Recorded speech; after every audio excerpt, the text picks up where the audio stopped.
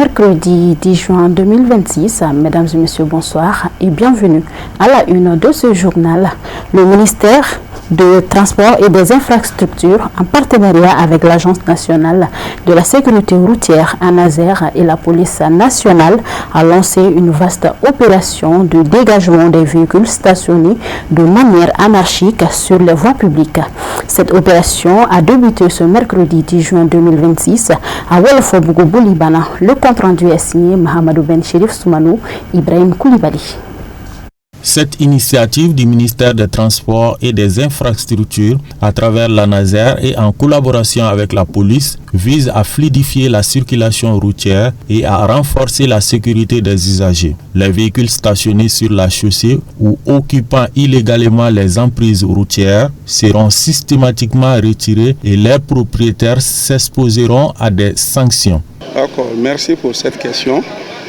Conformément aux missions assignées, et suivant les instructions de Madame le ministre des Transports et des Infrastructures, l'ANASER a lancé ce matin, en partenariat avec la police nationale, une vaste opération de libération du domaine public routier pour que la route puisse vraiment revenir à sa mission principale qui est la mobilité urbaine de manière sécurisée. Et l'objectif, c'est vraiment d'enlever tout obstacle qui obstrue un peu la mobilité urbaine pour que nous puissions vraiment renforcer la sécurité routière au niveau de la ville de Bamako. Ok, c'est une mission qui est vraiment une mission qui va continuer dans le temps, parce que ce matin nous avons commencé au niveau de la zone de Wolofo-Bougou-Boulibana, dans une zone garage où nous allons vraiment enlever les véhicules qui sont dans l'emprise de la route. Mais cette opération-là va continuer dans les jours à venir, où elle va révertir une envergure nationale, et l'opération va se dérouler sur l'ensemble de l'étendue nationale, Inch'Allah. Les véhicules enlevés sont déposés au niveau de la police nationale et les propriétaires de ces véhicules-là doivent vraiment se rendre au niveau de la police nationale et faire face à la réglementation en matière d'utilisation des voies ouvertes à la circulation publique afin de rentrer en possession de leurs véhicules. Selon le responsable de la communication de l'ANASER, cette vaste opération de libération des emprises routières se poursuivra pendant 3 jours. Elle concerne aussi bien que les voies de circulation que les accotements. Souvent occupés de façon irrégulière, il a également lancé un appel à l'endroit de la population malienne afin qu'elle abandonne ces pratiques qui constituent un véritable danger pour les usagers de la route et entravent la fluidité de la circulation. L'appel que j'ai à lancer, c'est à l'endroit des usagers de la route, à l'endroit des riverains, afin qu'ils se familiarisent et qu'ils respectent la réglementation en matière d'exploitation des voies ouvertes à la circulation publique, qui doivent demeurer un espace sécurisé, un espace qui favorise vraiment son exploitation optimale et sécurisante en vue de renforcer la sécurité routière. Merci pour cette question. Ce n'est pas une première. Avant cette opération d'enlèvement, il y a eu une première opération de sensibilisation qui a consisté vraiment à sensibiliser les riverains afin qu'ils puissent enlever leurs véhicules et les objets qui encombrent les voies. Ensuite, il y a eu une deuxième opération de sommation pour indiquer à ces propriétaires-là de se conformer à la réglementation en matière d'exploitation des voies ouvertes à la circulation publique. Et la présente constitue la 3e opération qui concerne vraiment la libération totale des voies ouvertes à la circulation publique. Merci. C'est moi. Rappelons que tous les propriétaires de véhicules stationnés de manière irrégulière sur la voie publique s'exposent à des sanctions conformément à la réglementation en vigueur.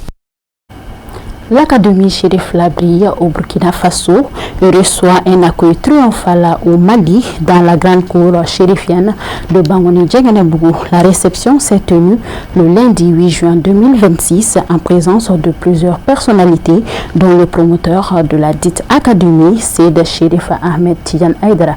Le reportage est signé Yacouba Gouita Baba Keita. Dans le cadre de l'atteinte de ses objectifs de formation et de promotion des jeunes talents, l'Académie Chérif a participé à 2 importants tournois internationaux au Burkina Faso. où elle a porté haut les couleurs du Mali en réalisant des performances remarquables. Le premier rendez-vous sportif, le tournoi international Ténékourou, s'est déroulé du 21 au 24 mai. Pour cette compétition regroupant 8 équipes, le Mali était le seul pays invité présenté par l'Académie Chérifla. Face à une rude concurrence, les jeunes académiciens ont fait preuve de détermination et de talent, terminant à la 3e place et décrochant le titre de 3e meilleure académie du tournoi. Quelques jours plus tard, l'Académie Chérifla a confirmé sa montée en puissance lors du tournoi international Talamax, organisé du 1er au 4 juin. Cette compétition a réuni 16 équipes venues de différents horizons. Grâce à des prestations de grande qualité, les représentants du Mali ont réalisé un parcours exceptionnel qui leur a permis d'être sacrés première meilleure académie du tournoi. Au-delà des distinctions collectives, plusieurs joueurs de l'Académie Chérifla se sont illustrés sur le plan individuel. L'Académie a également remporté plusieurs trophées et distinctions collectives. De retour au Mali, les jeunes joueurs ont bénéficié d'un accueil chaleureux dans la grande cour chérifienne de Bangoné-Djengenebougou, en présence du promoteur de l'Académie Chérifla, Chérif Ahmed Tidjane Aïdara. Parents, supporters et sympathisants étaient mobilisés pour célébrer ces résultats qui honorent non seulement l'Académie mais aussi le football malien. La cérémonie d'accueil était modérée par Abouakar Traoré qui a donné la parole aux différents intervenants. Tour à tour, le chef de la délégation, M. Self Koulibaly, l'entraîneur de l'Académie, le président des supporters ainsi que le promoteur de l'Académie se sont exprimés devant l'assistance. Dans leurs différentes interventions, les responsables ont unanimement exprimé leur satisfaction et leur fierté face aux performances réalisées par les jeunes joueurs. Ils ont salué leur engagement, leur discipline et leur esprit de combativité tout en les encourageant à poursuivre leurs efforts pour atteindre le sommet. Le moment fort de cette cérémonie d'accueil a été marqué par des séances de bénédiction et des prières formulées à l'endroit des joueurs, des encadreurs, afin que les succès enregistrés se poursuivent dans les années à venir.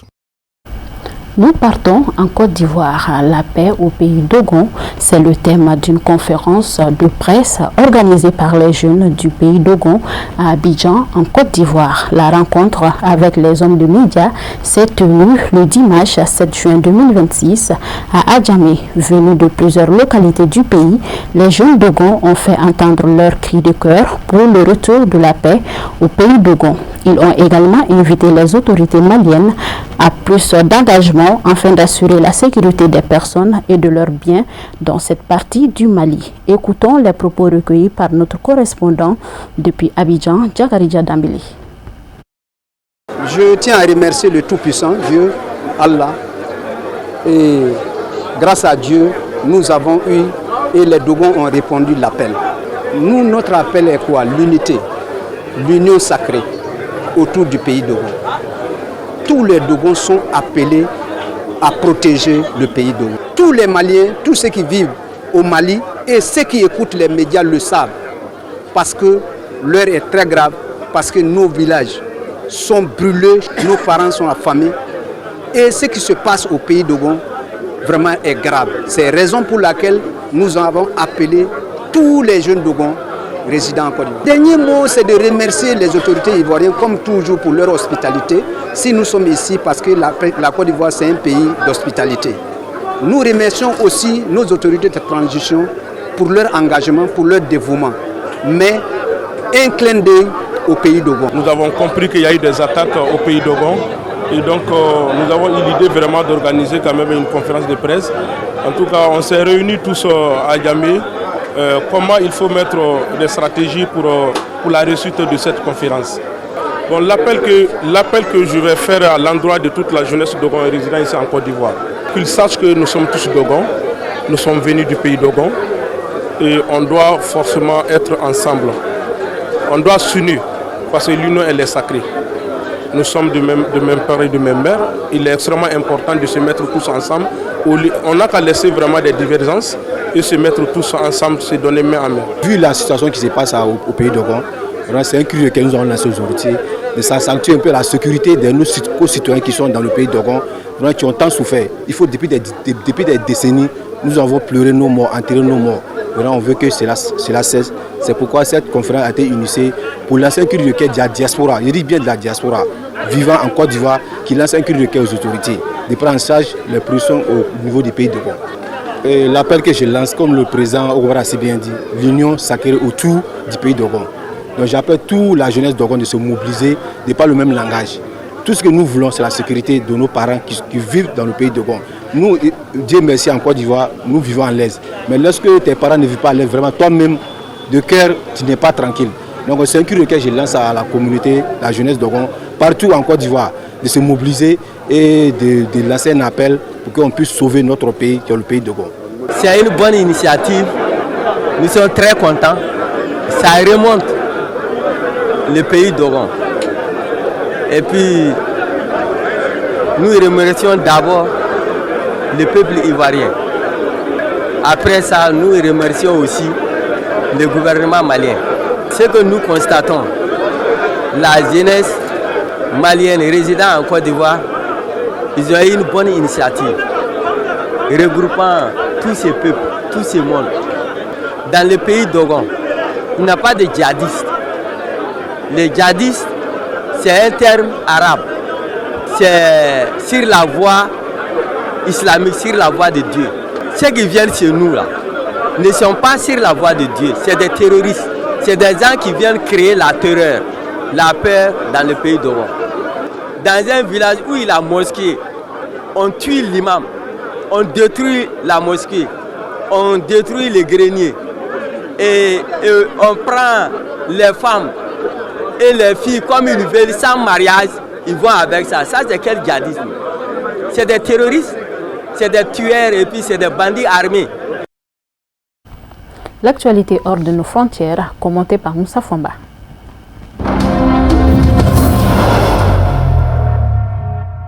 Le Premier ministre algérien Sifi Grieb a procédé le 8 juin à N'Djamena à la pose de la première pierre d'une centrale électrique offerte par l'Algérie au Tchad, marquant une nouvelle étape dans le renforcement de la coopération bilatérale entre les deux pays. Ce projet de 40 MW, qui sera réalisé par Sonelgaz International dans la zone industrielle de Farsha, s'inscrit dans une dynamique régionale déjà engagée après la mise en service récente d'une centrale similaire au Niger. Selon les autorités algériennes, cette initiative illustre la volonté d'Alger de contribuer à la stabilité du Sahel à travers des projets de développement économique et social. La cérémonie s'est tenue en présence du Premier ministre tchadien Alamaï Alina. Dans son allocution, Sifi Grieb a souligné que ce projet traduit la volonté politique inébranlable des dirigeants des deux pays et marque une nouvelle phase dans les relations algéro-tchadiennes désormais orientées vers la concrétisation de projets communs. Le responsable algérien a également insisté sur la dimension stratégique de l'énergie, qualifiée de levier essentiel du développement économique. Selon lui, la disponibilité énergétique conditionne la croissance, l'investissement et l'amélioration des services publics, particulièrement dans les pays en développement. Au-delà de son aspect technique, cette centrale est présentée par Alger comme un symbole de solidarité algéro-tchadienne.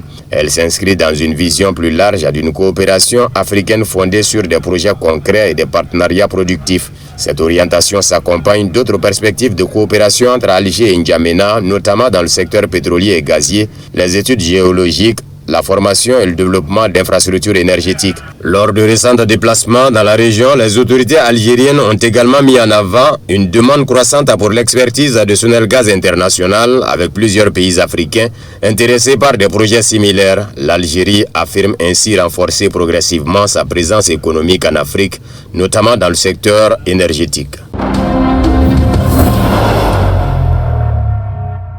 La mort de Lahabib Mohamed Abdelaziz, fils de l'ancien dirigeant historique du Front Polisario, marque un tournant symbolique dans le conflit du Sahara occidental.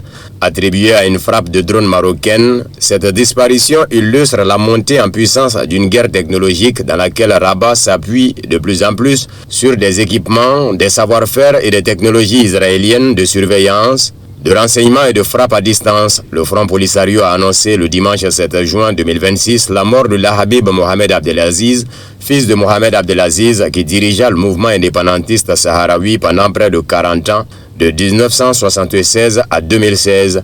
Membre du secrétariat national du Polisario et commandant de la brigade de réserve de l'armée de libération populaire sahraoui, il faisait partie de cette génération appelée à peser dans l'avenir du mouvement. Selon la version sahraoui, il est mort avec des compagnons lors d'une opération militaire contre des positions marocaines près du mur de sable, cette ligne fortifiée qui coupe le territoire du Sahara occidental. Plusieurs médias ont attribué leur mort à une frappe de drone marocaine. Rabat n'a pas revendiqué officiellement l'opération. La mort de l'Habib Mohamed Abdelaziz intervient dans un contexte où le Maroc a considérablement renforcé ses capacités de surveillance et de frappe à distance. Depuis la normalisation de ses relations avec Israël en 2020, Rabat a fait de la coopération militaire avec Tel Aviv un levier stratégique. Cette coopération s'est traduite par des achats de matériel, des transferts de technologies et le développement annoncé d'une industrie marocaine du drone. Le Maroc veut produire, entretenir et intégrer ces technologies dans une stratégie militaire tournée à la fois vers le Sahara occidental, la rivalité avec l'Algérie et le positionnement régional du royaume. Pour le Polisario, cette nouvelle donne accentue un déséquilibre déjà ancien. Le mouvement fait face à une armée structurée, soutenue par plusieurs puissances occidentales et appuyée désormais par les technologies israéliennes, parmi les plus avancées dans le domaine du renseignement et de la frappe de précision. L'Iran et les États-Unis ont échangé de nouvelles frappes autour du détroit d'Ormuz visant plusieurs bases militaires dans le Golfe. Chaque camp justifie ses actions par une logique de riposte et de légitime défense. Les pays du Moyen-Orient restent pris entre ces tensions, tandis que les marchés pétroliers réagissent à l'escalade. Les tensions entre l'Iran et les États-Unis ont franchi un nouveau seuil le 10 juin avec une série d'attaques et de contre-attaques menées autour du détroit stratégique d'Ormuz. Téhéran affirme avoir ciblé plusieurs bases américaines dans le Golfe, notamment en Jordanie, au Bahreïn et au Koweït, en représailles à des frappes américaines visant des installations iraniennes dans le sud du pays. Les forces armées iraniennes ont atteint au moins 70% des cibles désignées lors de frappes de représailles contre des bases militaires américaines au Moyen-Orient tôt mercredi matin, a rapporté l'agence de presse Farsa citant une source. Plus tôt, le commandement central des États-Unis a annoncé une série de frappes contre l'Iran suite à la destruction d'un hélicoptère Apache au-dessus du détroit d'Ormuz. En représailles, le corps des gardiens de la révolution islamique iranien a ciblé des bases américaines au Moyen-Orient. Les États-Unis assurent avoir ciblé des radars, des postes de commandement et des infrastructures de défense aérienne près du détroit d'Ormuz, zone hautement sensible pour le transport mondial d'hydrocarbures. Plusieurs pays du Golfe, dont le Koweït, le Bahreïn, ont activé leur système de défense face à des menaces aériennes signalées dans leur espace aérien. La Russie continuera d'ignorer les propositions européennes visant à instaurer un dialogue avec elle tant que Moscou ne sera pas convaincu que ces discussions sont prises au sérieux, a déclaré mercredi le ministre russe des Affaires étrangères Sergei Lavrov. Ce n'est que lorsque nous aurons reçu les propositions européennes et que nous serons convaincus de leur sérieux et non d'une simple tentative de plus pour protéger, préserver et renforcer le régime nazi de Kiev que nous en prendrons probablement note. Mais pour des raisons pratiques, je les ignorerai tout simplement, a déclaré Lavrov lors d'une conférence de presse à l'issue de la réunion du Conseil des ministres des Affaires étrangères de l'OTSC, organisation du traité de sécurité de l'URSS. Selon Lavrov, se basant sur les déclarations des partenaires européens de la Russie, Moscou prend connaissance des options possibles pour reprendre le dialogue en fonction de leur propre perception de ce qu'ils défendent réellement. Le porte-parole de la présidence russe, Dmitry Peskov, lui, a déclaré le 9 juin que les pays de l'Union européenne étaient encore loin d'être prêts à jouer un rôle de médiateur dans les négociations entre la Russie et l'Ukraine. Les ambassadeurs de ces pays, le Royaume-Uni, la France et l'Allemagne souhaitent rencontrer mon adjoint au ministère des Affaires étrangères, renchérit Sergei Lavrov lors de la même conférence de presse. Nous les rencontrerons et les écouterons. Il sera intéressant de voir comment ils présenteront des éléments susceptibles de susciter des réflexions constructives.